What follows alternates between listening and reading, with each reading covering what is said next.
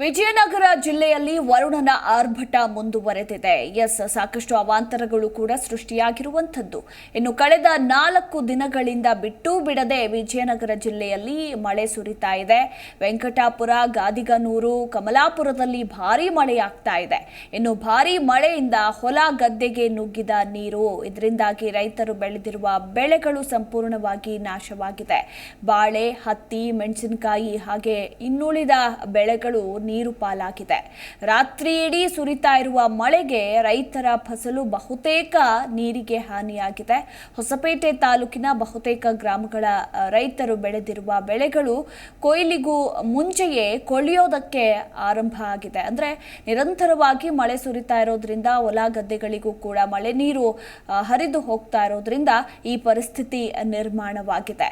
ಇನ್ನು ಸ್ಥಳಕ್ಕೆ ಹೊಸಪೇಟೆ ತಹಶೀಲ್ದಾರ್, ಕಂದಾಯ ಅಧಿಕಾರಿಗಳು ಭೇಟಿ ಕೊಟ್ಟು ಬೆಳೆ ನಷ್ಟದ ಬಗ್ಗೆ ಜಿಲ್ಲಾಡಳಿತಕ್ಕೆ ಮಾಹಿತಿಯನ್ನ ಕೂಡ ನೀಡಿದ್ದಾರೆ.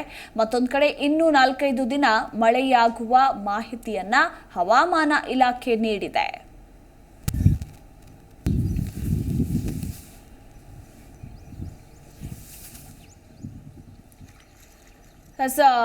ಕಳೆದ 1 ವಾರದಿಂದ ಮತ್ತೆ ರಾಜ್ಯದಲ್ಲಿ ವರುಣನ ಆರ್ಭಟ ಹೆಚ್ಚಾಗಿದ್ದು, ರೈತರು ಬೆಳೆದಿರುವ ಬೆಳೆಗಳೆಲ್ಲವೂ ಕೂಡ ಸಂಪೂರ್ಣವಾಗಿ ನೀರು ಪಾಲಾಗ್ತಿವೆ ಅಂತಲೇ ಹೇಳಬಹುದು. ಕಷ್ಟಪಟ್ಟು ಸಾಲ ಸೋಲ ಮಾಡಿ ಇನ್ನೇನು ಕೊಯ್ಲಿಗೆ ಬರಬೇಕು ಅನ್ನುವ ಸಂದರ್ಭದಲ್ಲಿ ಈಗ ವರುಣನ ಆರ್ಭಟದಿಂದ ಬೆಳೆ ನಷ್ಟವಾಗಿದೆ. ಅದೇ ರೀತಿ ವಿಜಯನಗರ ಜಿಲ್ಲೆಯಲ್ಲೂ ಕೂಡ ಪರಿಸ್ಥಿತಿ ನಿರ್ಮಾಣವಾಗಿರುವಂಥದ್ದು. ಬಾಳೆ, ಹತ್ತಿ, ಮೆಣಸಿನಕಾಯಿ ಬೆಳೆಗಳು ಸಂಪೂರ್ಣವಾಗಿ ನೀರು ಪಾಲಾಗಿದ್ದು, ರೈತರು ಈಗ ಬೇಸರವನ್ನ ವ್ಯಕ್ತಪಡಿಸಿದ್ದಾರೆ. ಜಿ ಕನ್ನಡ ನ್ಯೂಸ್ ಈಗ ನಿಮ್ಮ ಮನೆಯಲ್ಲೇ ನೋಡಿ.